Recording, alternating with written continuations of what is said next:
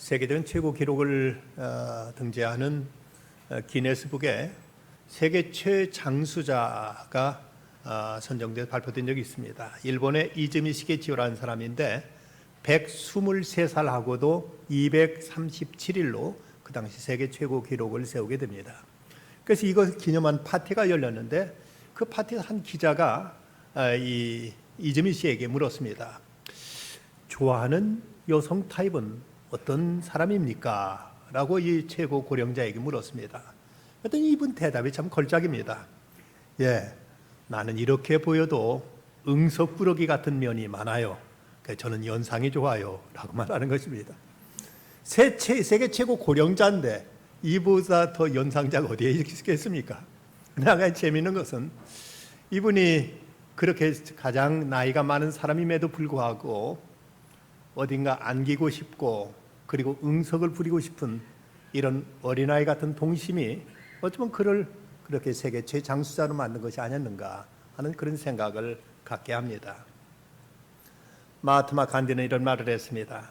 생각을 조심해라. 왜냐하면 그건 말이 되기 때문이다. 말을 조심해라.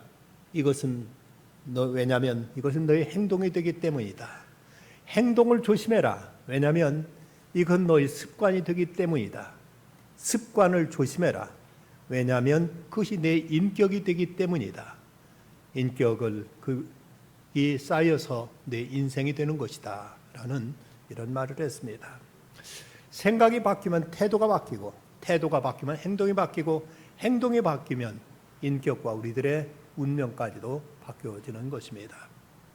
저 아랍의 한 부자가 자기 두 아들에게 자기 이제 재산을 나눠주면서 이런 방법을 선택했다고 합니다. 경주를 해서 말을 타고 경주를 해가지고 늦게 도착한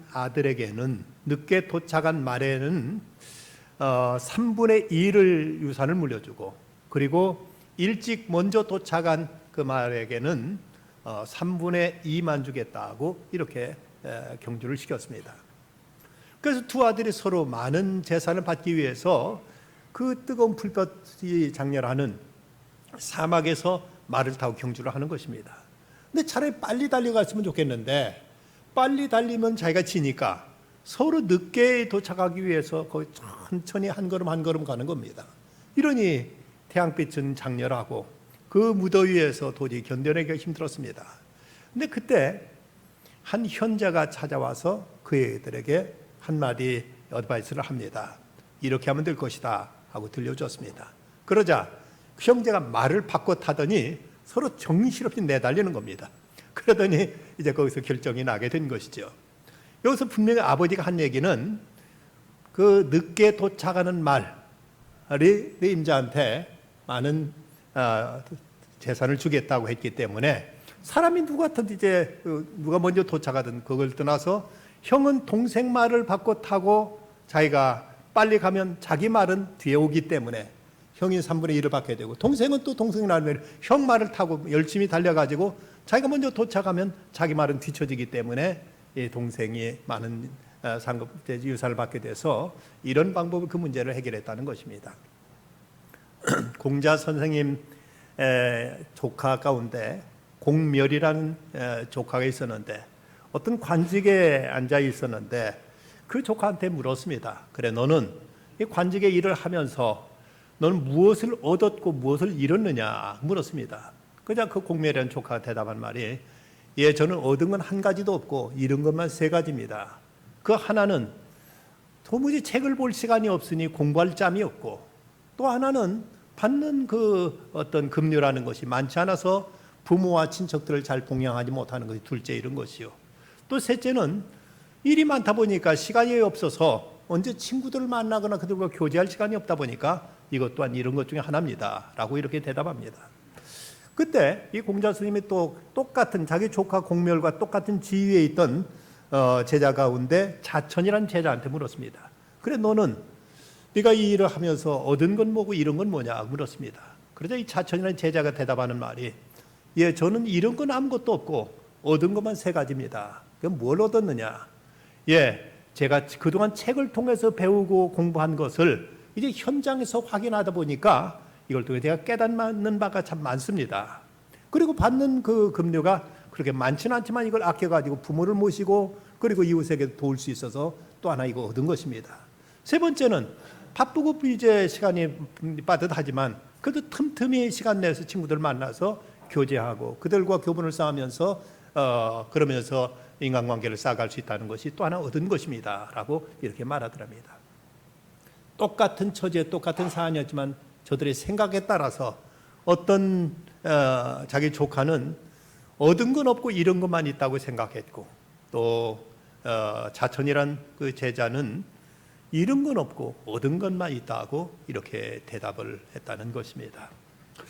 예수님께 이 땅에 오셔서 하시던 말씀이라든 예수님의 교훈 참 당시 인간의 상식을 초월하는 이런 말씀들이었습니다. 먼저 그분이 하늘 보좌를 버리고 이 땅에 오신 사건 자체가 인간의 상식을 뛰어넘는 일이었고 또 예수님은 안식일에 대해 말씀하시기를 안식일이 사람을 위하여 있는 것이 아니라 사람이 안식을 위하여 있는 것이라고 하신 말씀도 그동안 유대 사람들의 전통과 그들의 상식 속에는 도저히 상상치 못했던 이런 말씀을 들려주셨습니다. 그러니까 모든 사람들이 다 높은 위치에서 사람들 위해 군림하고 사람들 위해 지배하기만을 원하는데 예수님이 하신 말씀 너희 중에 누구든지 크고자 하는 자는 너희를 섬기는 자가 되고 너희 중에 누구든지 으뜸이 되고자 하는 자는 너희 종이 되어야 하리라고 말씀하셔서 이것도 사람들이 미처 생각지 못했던 이런 어떤 그 파격적인 이런 교훈을 사람들에게 가르쳐 주셨던 것입니다.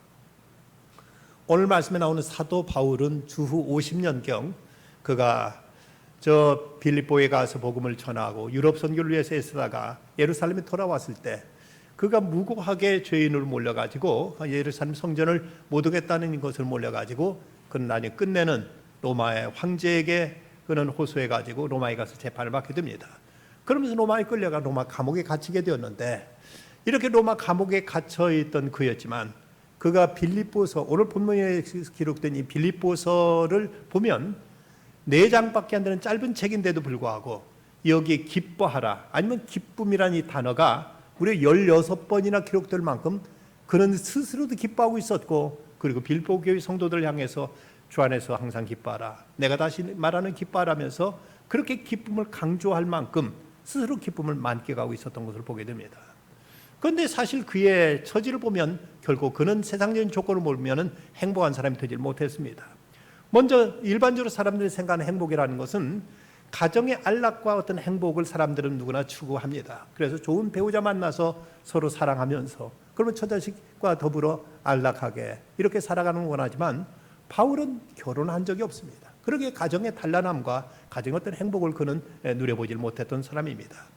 또 하나 사람들이 생각하는 어떤 행복의 조건은 물질적인 안정과 풍요를 누리는 것입니다. 많은 재산 모아놓고 마음대로 쓰면서 그러면서 이 물질적인 풍요를 누리면서 생활을 보다 윤택하게 살기를 원하는 것이 모든 사람들이 바라는 바인데 그러나 사도 바울은 늘 기근과 궁핍에 시달려야만 했고 때로는 천막을 기우는 일을 통해서 호구제책을 이제 그가 감당해야 될 만큼 이렇게 어렵고 경제적으로 핍절한 생활을 해야만 했습니다. 뿐만 아니라 사람들은 신체적인 안전과 건강을 행복의 필수 요건을 생각합니다. 그렇지만 그에게는 육체에 가시란 질병이 있었고 그리고 수없이 매도받고 감옥에 갇히기도 하고 사막과 풍랑에 시달리면서 숱한 죽을 고비를 넘긴 걸 보면 이런 면을 보면 결코 그는 행복한 사람이 되질 못했습니다. 오늘 말씀의 속에서 그가 처한 현실을 보더라도 그런 여러 가지 많은 악조건 속에 그는 시달리고 있는 걸 보게 됩니다. 그 첫째는 그가 처한 주변 상황입니다. 오늘 말씀 12절 형제들아 내가 당한 일이 도리어 복음 전파의 진전이 된 줄 너희가 알기를 원하노라. 내가 당한 일이란 그 앞에 나온 7절에 나의 매임이라고 해서 지금 감옥에 갇혀있는 상황을 말하고 있습니다. 누구나 자유롭게 자기 몸을 자기가 스스로 처신하면서 마음대로 다니기를 원하지 어떤 구속되어 있고 어떤 속박되어 있는 것 더군다나 갇혀있는 상황을 원할 사람은 아무도 없으려면 지금 여기서 바울은 감옥에 갇혀있는 이런 상황이었습니다. 뿐만 아니라 그는 다른 이웃과도 불편한 인간관계에 지금 처해 있었습니다. 오늘 말씀 15절 이후 말씀 어떤 이들은 투기와 분쟁으로 어떤 이들은 착한 뜻으로 그리스도를 전파하니 이들은 내가 복음을 변증하기 위하여 세우심을 받은 줄 알고 사랑으로 하나 그들은 나의 매임에 괴로움을 더하게 할 줄로 생각하여 순수하지 못하게 다툼으로 그리스도를 전파하느니라. 사도 바울이 로마에 가기 전까지 로마에 이미 교회가 있었습니다. 그곳에서 나름대로 그 교회 공동체 속에는 그들 나는 교회 질서가 있었고 교회 지도자들이 있었는데, 근데 바울이 죄수의 아닌 죄수의 몸으로 로마에 오게 되자 그 로마에 있는 많은 성도들의 관심이 바울에게 쏠리게 되고, 바울은 그가 비록 죄수의 몸으로 끌려왔지만 거기서 많은 영향력을 행사하게 되자 바울에 대한 어떤 시기와 질투심이 교회 안에도 이제 싹트기 시작했던 것입니다.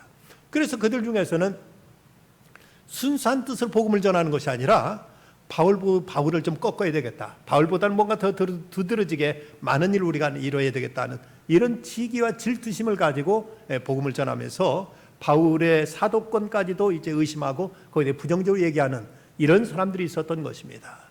사람이 주변 환경보다 더 어려운 것은 인간 관계 문제입니다. 사람들과의 관계가 불편해지면 이것 때문에 아무리 다른 조건이 다 채워져도 견뎌내기가 더 힘든 법인데, 바울을 이렇게 시기하고 질투하는 사람이 있었다는 사실로 인해서 바울은 몹시 그는 괴로웠을 것입니다. 또 하나, 그는 언제 죽을지 모르는 이 생사의 문제에 달려 있었습니다. 그는 오늘 21절 이후의 말씀, 이는 내게 사는 것이 그리스도인 죽는 것도 유익함이라. 만일 육신으로 사는 이것이 내일의 열매일진데 무엇을 택하여 할는지 나는 알지 못하노라. 내가 그 둘 사이에 끼었으니 차라리 세상을 떠나서 그리스도와 함께 있는 것이 훨씬 더 좋은 일이라. 그렇게 하고 싶으나. 셰익스피어의 희곡 햄릿에 보면 사느냐 죽느냐 그것이 문제로다라고 말하고 있는 것처럼 바울에게 지금 생사가 이제 갈림길에 놓여 있었던 것입니다. 살느냐 죽느냐 하는 이 위기 속에 처해 있던 바울로서는 어떤 것도 그로 하여금 지금 상황이 편안하거나 그저 유유자적할 수 있는 이런 상황이 못 되었음에도 불구하고 그는 여기 새로운 결단과 새로운 마음가짐을 새롭게 고쳐 세우게 됩니다. 이를 통해서 오히려 그가 처한 여러 가지 많은 부정적인 상황을 우리 역전시키고 이걸 통해 더 크고 위대한 일을 이뤄내는 이런 모습을 우리에게 보여주고 있습니다. 그렇다면 그는 그 어려운 상황을 뭘 생각했는가 하면 보면, 먼저 그는 감옥에 갇혀 일을 못해 낙심하기보다는 그 안에서 자기가 할 일을 찾았던 것입니다. 오늘 말씀 13절, 이러면 나의 매임이 그리스도 안에서 온 시대 안과 그 밖에 모든 사람에게 나타났다고 이렇게 말씀하고 있습니다. 그는 로마에 끌려와서 감옥에 갇혀 있는 상황 속에서 언제 내가 이거 풀려날 수 있을까? 그야말로 감옥에 갇혔으니 아무것도 못한다는 생각 속에서 스스로 자신의 괴로움과 절망에 사로잡혀서 무력감 속에 그런 치를 떨 법함도 한데, 오히려 그는 그 안에서 자기가 할 수 있는 일을 찾았던 것입니다. 그래서 12절 보면 내가 당한 일이 도리어 복음 전파의 진전이 된 줄을 너희가 알기를 원하노라 이렇게 말합니다. 내가 당한 일이 복음 전파의 진전이 됐다. 이 진전이 됐다는 말은 군대의 공병대가 쓰는 용어라고 합니다. 이것은 특별히 당시 로마는 세계를 정복해 나가면서 로마의 가장 그 막강한 군사력은 그들의 전차 부대에 있었습니다. 그 당시 벌써 병거 말로 이끄는 이런 전차 군단을 만들어 가지고 어디든지 그 전차 군단이 몰고 나가면은 감히 거기를 대적할 만한 어떤 힘이 없을 만큼 이게 가장 막강한 군대의 힘이 바로 이 전차 부대에 있었는데, 근데 이 전차 부대의 필수 조건은 어느 곳이든지 도로를 잘 닦아야만 전차 부대가 마음껏 달려가서 적을 이제 정복할 수 있었습니다. 그래서 바울이 지금 그들이 말하기를, 너희가 로마 길을 보았지 않느냐? 길만 만들면 로마 영토로 편입되는 것처럼 지금 내가 감옥에 갇혀 있는 그 일 때문에 이제까지 닦아지지 못한 복음의 새로운 영지가 열리게 되었다고 이렇게 말하고 있습니다. 그가 지금 겪고 있는 어려운 상황까지도 복음의 길을 여는 데 있어서 큰 역할을 하고 있다고 이렇게 말하고 있습니다. 도대체 지금 바울이 그 감옥에 갇혀 있는 입장에서 어떻게 복음의 길을 열고 있단 말인가? 그가 갇혀 있던 그 감옥을 시대의 뜰, 시대 감옥이라고 이렇게 표현하고 있습니다. 여기서 시대란 왕실 경호를 맡은 이런 특수부대 엘리트 집단을 의미하고 있습니다. 이들은 로마 정신에 투철한 명문 집안 자제들로만 구성되어 있는데 그 수가 적을 때는 9,000에서 많을 때는 13,000명까지 되었다고 합니다. 그런데 로마의 황금 시대를 구가했던 마르쿠스 아우렐리우스가 죽은 다음부터는 로마의 왕권이 점점 기울어지면서 힘을 잃게 되었는데, 이렇게 로마 왕권이 약해지게 되자 바로 이 황실 시위대, 저들이 권력을 가지고 로마 황제를 폐위시키기도 하고 세우기도 할 만큼, 그래서 이 시위대는 황제 제족이라는 이런 말까지도 붙여지게 되었다는 것입니다. 그래서 로마의 가장 그 권력을 가지고 있는 이런 황실 수비대, 그들에서 갇혀 있었기에 그들과 접촉할 수 있었고 그들에게 복음을 전할 수 있어서 그야말로 로마 심장부에 복음을 전할 수 있는 이런 기회가 되었다고 이렇게 말하고 있습니다. 그런데 그뿐만 아니라 13절 말씀, 나의 매임이 그리스도 안에 온 시위대 안과 그 밖에 모든 사람에게 나타났으니, 시위대에 있는 그 엘리트 그 군인들뿐만 아니라 저들 모든 그 밖에 모든 사람이 나타났다고 말합니다. 그 밖에 모든 사람이 나타났다는 얘기는, 이것은 바울이 지금 많은 사람들의 재판을 받게 되는데, 재판하기 위해서는 바울이 가지고 있는 종교, 바울이 지금 믿고 있는 예수 그리스도에 대한 것을 그들 원로원 회원들은 이것을 이제 규명해야만 되었습니다. 이걸 공부하기 위해서 그들도 예수에 대해서 배워야만 됐고 알아야만 됐고, 또 더군다나 바울 자신이 재판받는 과정 속에서 그가 자신을 변론하면서 그리스도를 증거할 수 있는 이런 좋은 기회로 삼았던 것입니다. 이렇게 그는 자신을 변호하고 복음을 전했기 때문에 그 전도한 결과가 각처에서 나타나게 됩니다. 이렇게 고관들에게 복음을 전한 결과 네로 황제 때는 네로의 삼촌과 친척들이 예수를 믿게 되었고, 그리고 도미티안 황제, 기독교를 가장 모질게 박해했던 도미티안 황제 때는 그 어머니와 딸들과 그리고 고관들도 예수를 믿게 되었을 뿐만 아니라 주 3세기, 주 4세기, 주 313년 되었을 때는 콘스탄틴 대제 때 드디어 로마가 기독교 국가로 바뀌어지는 이런 대변화가 일어나게 됩니다. 근데 당시 기독교의 로마 전체 몇 퍼센트 됐는가 하면 약 9% 내지 7% 내지 9% 됐다고 합니다. 근데 더 놀라운 것은 이 소수의 7% 내지 9% 되는 사람들의 신분이 로마의 황족들과 귀족들 가운데 믿는 사람들이 많았다는 겁니다. 그랬기 때문에 콘스탄틴 대제가 로마를 기독교화하는 데 있어서 별다른 저항 없이 로마를 기독교 국가로 만들 수가 있었다는 것이죠. 이걸 보면 바울이 그곳에 가서 복음을 전했던 것이 얼마나 놀라운 영향력을 미쳤는가를 우리가 알 수가 있습니다. 빌립보 4장에 보면 22절에 가이사 집사람 중 몇에게도 복음이 전해졌다. 로마의 황제 집안에도 이미 바울 때 그때 복음이 그들에게도 복음이 전해졌다고 이렇게 말하고 있는 걸 보면, 그가 그 어려운 악조건 속에서도 거기서 나는 이렇게 갇혀있기 때문에 아무것도 못한다고 포기하지 않고 거기서도 무엇인가 할 일을 찾아 그 일을 이뤘을 때 엄청난 이런 역사가 나타나게 된 것입니다. 우리가 코로나19라든 여러 가지 때문에 많이 우리가 제한받고 있고, 그래서 우리는 그 대단히 불리한 악조건 속에 있다고 우리는 스스로 이렇게 자책하면서 무력감 가운데 빠질 수가 있습니다. 하지만 우리가 지금 아무리 우리 각자의 형편과 사정이 어렵다고 할지라도 과연 로마가 당시 감옥에 갇혀있는 그 상황보다 더 어려운 처지에 있는 사람이 있겠는가? 언제 죽을지 모르는 그런 어려움 속에서, 그리고 모든 것이 다 이제 차단되는 상황에서도 그런 자기가 할 수 있는 최선을 다했고 그 일을 통해서 그는 큰 보람과 큰 이제 열매를 거두고 있었던 것입니다. 어떤 선교사님이 선교지에 나가 선교하는데 10년을 선교했지만 한 사람도 전도하지 못하고 그저 고국에서 보내오는 그 엄청난 선교비는 다 허비하고 그저 열매도 맺지 못한 사실로 인해 그렇게 괴로워하고 있었습니다.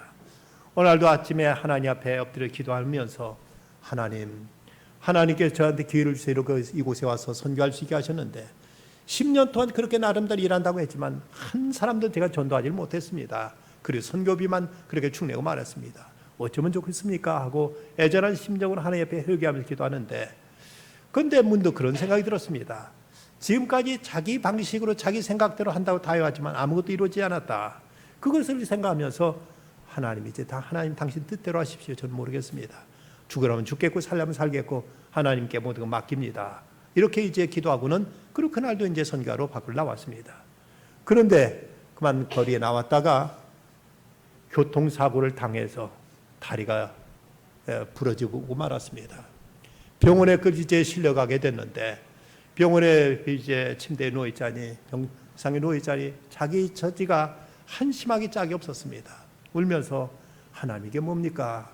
선교하러 한 사람도 제가 전도하지 못하고 이렇게 다리가 부러졌으니 이럴 수 있습니까? 하고 원망이 나오려는데, 그 순간 자기가 아침에 기도했던 기도가 생각납니다. 하나님 이제 당신 뜻대로 하십시오. 하나님 이제 저는 모르겠습니다. 당신 뜻대로 하십시오라고 기도했던 생각이 나니까 마음이 달라지기 시작합니다. 살다 보면 이런저런 사고는 얼마든 당할 수도 있고 다리도 얼마든 부러질 수도 있는데 내가 하나님 뜻대로 해달라고 했는데 이걸 이렇게 해서 다리가 부러졌다면 이것도 하나님 뜻이 아닌가? 그렇다면 여기에도 뭔가 하나님이 기쁜 뜻이 있지 않겠는가 하는 생각을 합니다. 그러면서 나 같은 사람이 하나님 일하다가 딴짓 하지 않고 못된 짓 하지 않고 하나님 일하다가 다리가 부러졌다면 이것도 영광이 아닌가? 이것도 특권이 아닌가 하는 이런 생각을 갖게 됩니다. 그런 생각이 마음에 들었을 때 그는 하나님께 눈물 흘리며 감사의 기도를 드립니다. 하나님 감사합니다. 저 같은 것이 무엇이길래 저 같은 걸 통해서 하나님이 일을 하겠다고 이렇게 선교사 불러주셨고 비록 아직 열매는 맺지 못했지만 주님의 일을 하다가 이렇게 고난도 받을 수 있게 되니 하나님 감사합니다 라고 이렇게 기도드렸습니다. 이렇게 평상시에서 하나님께 눈물로 감사하며 기도하고 있는데 옆에 사람이 가만히 보니까 참 기가 막혔습니다. 그래서 이 선교사는 하는 말이 아니 당신 정신이 있어. 그리 지금 교통사고 당해 다리까지 부러진 입장에 뭐가 그거 감사하다고 눈물까지 흘리면서 감사합니다 감사합니다 하는 거요 하고 이렇게 그에게 쏘아붙였습니다. 그러자 이 선교사가 대답하기를 내 말 좀 들어보십시오. 나는 복음을 전하기 위해서 이곳에 온 선교사입니다. 내가 이곳에 와서 선교하러 나가다가 일을 당했는데 살다 보면 사고는 얼마나 당할 수 있는데 내가 하나님께 쓰임받고 하나님 일 하다가 일을 당했으니 이것도 감사한 일 아니고 뭐겠습니까? 라고 이렇게 얘기하는 겁니다. 그 말 듣더니 그 사람이 한참을 생각하다가 그게 정말이요? 정말이지 않고요. 내가 처음 보는 당신한테 거짓말 할 리가 있겠습니까? 그 사람이 그 말을 듣더니 뭔가 큰 충격을 받았나 하다가 그렇다면 나도 예수 믿겠습니다 라고 이렇게 말하더랍니다. 그러더니 그 사람이 병원에 나가더니 그 지역에 대단히 유력한 사람이었던지 이 사람 하나가 예수 믿게 되니까 이제 밖에 나가 사람들 주변 사람들 전도해서 사람들을 주님 앞으로 인도하는데 1년이 제한돼서 다른 곳에 10년을 전도한 사람보다 더 많은 사람이 주님 앞에 돌아오게 되는 이런 놀라운 기적이 일어나게 되더라는 것입니다. 그 원망할 수밖에 없었고 참으로 하나님 앞에 신세 탄행할 수밖에 없던 상황에서도 하나님 은혜를 생각 감사했더니 이런 상상지 못한 이런 역사가 일어났던 것입니다. 또 하나 사도 바울은 사람들의 부정적인 면보다 좋은 쪽을 생각하기로 합니다.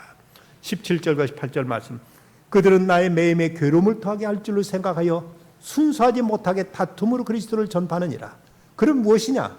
거칠애로 하나 참으로 하나 무슨 방도로 하든지 전파되는 것은 그리스도니 이로써 나는 기뻐하고 또한 기뻐하리라. 바울은 믿지 않는 사람도 아닌 믿는 사람들부터 비난을 받았을 때 참으로 괴롭기 짝이 없었을 것입니다. 원 이럴 수가 있을까?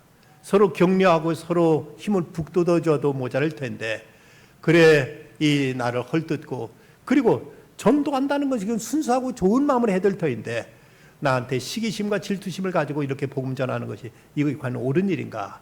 이런 문제로 마음의 속이 상하기도 했을 것입니다. 하지만 바울은 그러지 않았습니다. 바울은 자기 인생의 목적이 복음 전하는 일이었고 그렇다면 어떤 뜻으로든 복음이 전해질 수만 있다면 그거 뭐 상관할 필요가 뭐 있냐? 이것도 내게 좋은 일이고 이것도 감사한 일이 아니냐고 자기 인생의 목적에 비추어서 그 모든 것을 생각하게 되는 것입니다. 단지 저 사람이 나한테 잘했다 못했다를 생각하지 않고 이것이 내가 목적을 의도했던 바가 이 일이라면 복음이 전해지는 일이라면 어떤 형태로는 복음만 전해질 수 있다면 이건 내가 기뻐할 일 아니냐고 이렇게 받아들이고 있는 것입니다.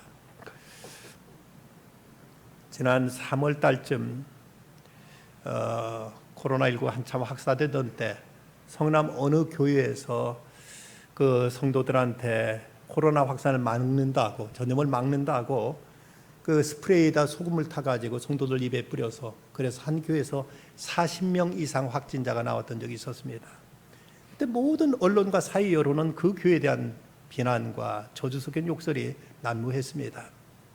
그런데 그때 그 목사님, 그 교회 목사님이 한 말이 입이 100개라도 할 말이 없습니다. 한국 사회와 교회에 누를 끼쳐 죄송합니다. 사태가 진정되면 내가 목회를 그만둬야 될 것 같습니다. 라고 말했습니다. 그 얘기를 제가 대하면서 이렇게 상식이 좀 모자랄까 하는 안타까움도 있었지만 이분이 의도적으로 악의적으로 한 일이 아니라는 사실을 생각하면서 우리 어느 분과 얘기하면서 참 정말 순진한 분이지요 라고 제가 그렇게 얘기를 꺼냈습니다. 근데 그분이 대답하기를 그러게요.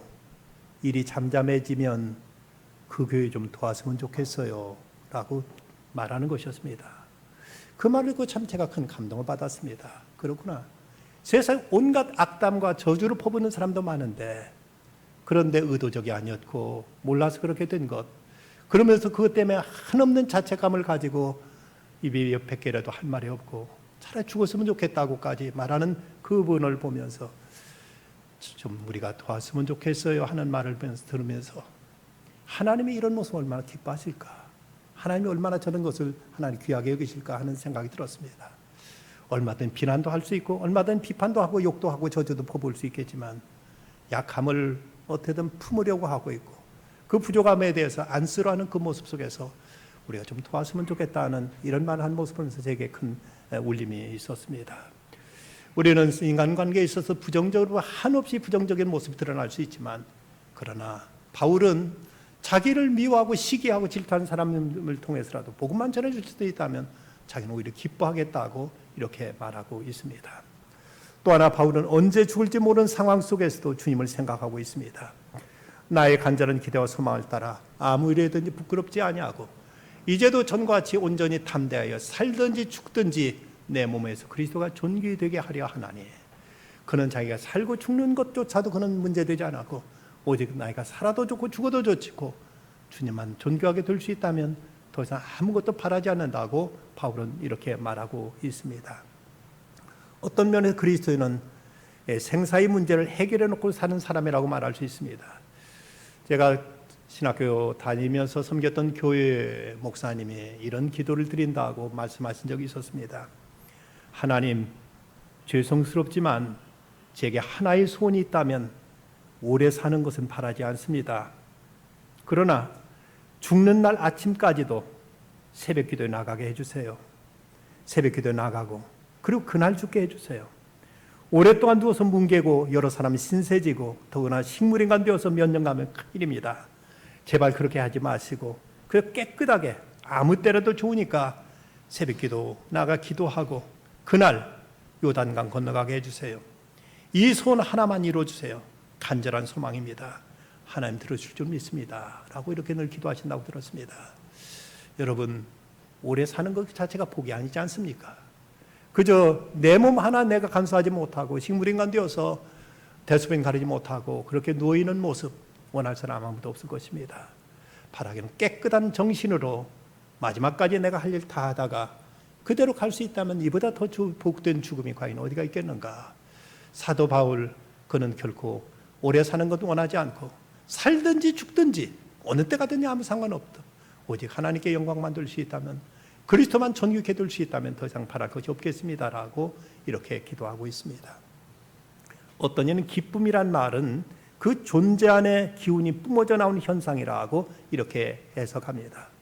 바울은 지금 감옥에 갇혀 있었지만 주님을 모시고 있었고 주님의 생명의 기가 뿜어져 나오고 있었기에 언제 죽을지 모르는 상황 속에서도 그는 기뻐하고 있습니다. 워런 워스비 목사님은 이런 말을 합니다. 행복한 삶의 비밀은 의무감을 가지고 기뻐하는 것이다. 의무가 기쁨이 될 때 무거운 짐들이 축복이 된다고 이렇게 말하고 있습니다. 바울은 고난도 주님을 위한 것임을 알고 그는 기뻐하고 있습니다. 목사에게 있어서 설교는 때로 영광이기도 하지만 때로는 십자가이기도 합니다. 어떻게 생각하면 그 김준권 목사님이 그런 말씀하셨다고 들었습니다만은 이분이 때로 처음에 고민되기는 늘 같이 다니는 그 스태프들 앞에서 같은 말씀을 전해야 되다 보니까 항상 똑같은 설교만 할 수도 없고 항상 다른 설교만 할 수도 없는 것이 고민이라 그 문제 가지고 기도하셨다가 어느 때 하나님께 응답하고 똑같은 설교 1000번 하겠다고 결심하고는 자유했다고 합니다. 어떤 목사에게 설교라는 것은 때로는 영광이기도 하지만 때로 십자가일 수도 있는데 요즘 코로나19로 인해서 주일 예배를 오전에 3번 드리는데 한 가지 조금 이제 부담스러운 것은 중간 인터벌이 30분밖에 없어가지고 이제 바로바로 시작되니까 그것이 조금 부담스러워도 참 오히려 저는 감사하고 있습니다. 우리가 예배 중단하지 않고 같이 이렇게 말씀을 전할 수 있다는 사실이 정말 감사한 일이고 한 번에 더 전할 수 있다는 그 자체만도 참 감사한 생각이 들 때가 많이 있습니다. 우리가 이렇게 하나님 앞에 예배 드리는 것을 무거운 짐으로만 생각한다면 얼마나 불행한 일입니까? 이것도 생각하면 참 특권이고 영광이고 축복이라고 우리가 받아들일 수 있다면 하나님 앞에 나오면서도 우리에게 은혜가 되고 기쁨이 될 수 있는 것이고, 이걸 무거운 짐으로만 생각한다면 이건 대단히 힘들고 어려운 일이 될 수밖에 없는 것입니다. 교단 작가인 오인숙 씨가 쓴 생각을 바꾸시는 하나님이라는 책에 이런 간증을 그는 하고 있습니다. 4년 전 내가 암에 걸렸다는 진단을 받고 병원 침대에 앉아 있을 때 한 인턴이 들어와서 내 얼굴을 살피더니 의아해하면서 물었다. 혹시 병명을 아시나요? 예, 알고 있어요. 라고 대답하자 놀란 얼굴로 대단히 용감하시네요 하고 나갔다. 병문안 왔던 사람들도 내가 의연해 보였던지 내게 혹시 왜 하필 나일까? 라고 생각해 보지 않았느냐고 물었다. 나는 꼭 내가 아니란 법이 있는가라고 생각한다고 대답했다. 정말로 하나님은 내가 스스로에게 좋은 질문만 할 수 있도록 도와주셨다. 그때 나는 하나님이 내게 이런 체험을 할 기회를 왜 주셨을까? 이 체험이 내 삶에 어떤 유익을 줄까라는 질문을 하곤 했다. 병원 교회에서 새벽 기도를 드렸는데 함께 예배드리는 환자들을 보면서 저들을 위해 내가 할 수 있는 일은 무엇일까라고 질문했고, 나의 병은 하나님께 맡기고 병원 교회에서 기도를 마치고 나가는 환자들을 한 사람 한 사람 바라보며 그들을 위해 기도했다. 병원에 입원해 있으면서 검사를 받으러 이동할 때마다 병원 갤러리에 전시되어 있는 작품들을 보게 되었다. 그러던 어느 날 화가가 병든 청년을 위한 성금을 모금하기 위해 전시를 하고 있었다. 그 전시를 보면서 나는 하나님께 저도 병든 사람 돕고 싶어요. 어떤 방법으로 도울 수 있을까요? 라고 여쭙다. 하나님, 내가 입원하기 직전에 출판사에 넘긴 책 4권의 인쇄를 소아암 환자를 위해 썼으면 좋겠다는 응답을 주셨다. 살면서 내게 고난이 다가올 때 하나님은 이와 같이 내가 하나님께 그리고 나 스스로에게 긍정적인 질문을 하게 하셔서 고난은 나에게 훈장을 달아주는 것이라는 체험을 하게 하셨다. 암에 걸려서 병원에 입원해 있으면서도 한 번도 왜 내게 이런 일이라는 생각을 해본 적이 없었다고 고백하면서, 그러면서 통해서 내가 주변에 있는 환자들을 도울 수 있는 길은 무엇일까? 기도 끝에 자기의 책 4권의 인쇄를 소아암 환자들에게 드리라는, 저들에게 도우라는 것이 하나님의 뜻이라는 응답을 받고 나서 일을 하게 됐다는 것이죠. 우리가 어떤 일을 닥칠지라도 그 일 속에 하나님이 계시는 하나님의 뜻이 있습니다. 그 뜻을 받들어서 우리가 창조적으로 건설적으로 우리가 응답할 수만 있다면 그것은 결국에 우리에게 선이 되고 우리에게 유익한 것이 되어질 것입니다. 노만 빈센트 필 목사님은 마음의 생각을 바꾸면 자기 세계도 바꿀 수 있다는 이런 말을 했습니다. 자살이라는 말 거꾸로 읽으면 살자가 됩니다. 역경이라는 말 거꾸로 읽으면 경력이 됩니다. 인연이란 말 거꾸로 읽으면 연인이 됩니다. 나 힘들다, 내 힘들다라는 말 거꾸로 읽으면 다들 힘내라는 격려의 말이 되어지는 것입니다. 그저 신세 타령하던 것 멈추고 부정적인 생각에서 벗어나 우리가 전 어떤 상황 속에서도 우리는 긍정적이고 적극적이고 창조적인 생각으로 우리 마음을 바꿔볼 것입니다. 좁은 인간의 소견으로 모든 걸 판단하고 좌절하고 절망하고 원망하고 불평할 것이 아니라 이 일을 통해 하나님 무슨 일을 이루시길 원하실까? 하나님 이걸 통해 얼마나 귀한 일을 또 하나님께서 계획하고 계실까를 우리는 바라볼 수 있어야 될 것입니다. 눈물 흘리며 씨를 뿌리는 자는 기쁨으로 거두리로다. 울며 씨를 뿌리러 나가는 자는 반드시 기쁨으로 그 곡식의 단을 가지고 돌아오리라고 말씀합니다. 어리석고 좁은 소견 가지고 판단하기보다 하나님의 시선을 바라볼 수 있어야 되겠고, 신령한 차원에서 생각하고 보면 하나님이 모든 걸 합력해서 선으로 바꿔줄 것입니다. 이 믿음의 승리가 있기를 주의 이름으로 축원합니다. 기도합시다. 거룩하신 아버지 하나님, 오늘도 주님 앞에 나와서 예배 자리에 있게 하심을 감사합니다. 살아가며 당하는 많은 사건들 속에서 저희들이 어떻게 생각하고 어떻게 선택하느냐에 의해서 저희들의 인생은 결정되어질 수밖에 없다면, 사도 바울은 감옥에 있으면서도 그는 하나님 앞에 기뻐했고 그에게 불편하고 힘들게 하는 사람들 인해서도 그는 오히려 하나님의 말씀이 전해지는 걸 인하여 그는 기뻐하리라고 말했습니다. 그는 언제 죽을지 모르는 상황 속에서도 오직 주의 영광만, 그리스도만 존귀케 되기를 소원했습니다. 주님, 저에게도 이러한 마음 주시옵소서. 성령으로 저희들의 마음을 다스려 주시사 어떤 상황 속에 절망하거나 낙심하거나 원망하지 않게 하시고 기뻐할 수 있게 하시고 감사할 수 있게 해주시고 주의 선하신 뜻을 이루어갈 수 있는 저희들의 마음 되게 해 주시옵소서. 예수님의 이름으로 기도드리옵나이다. 아멘.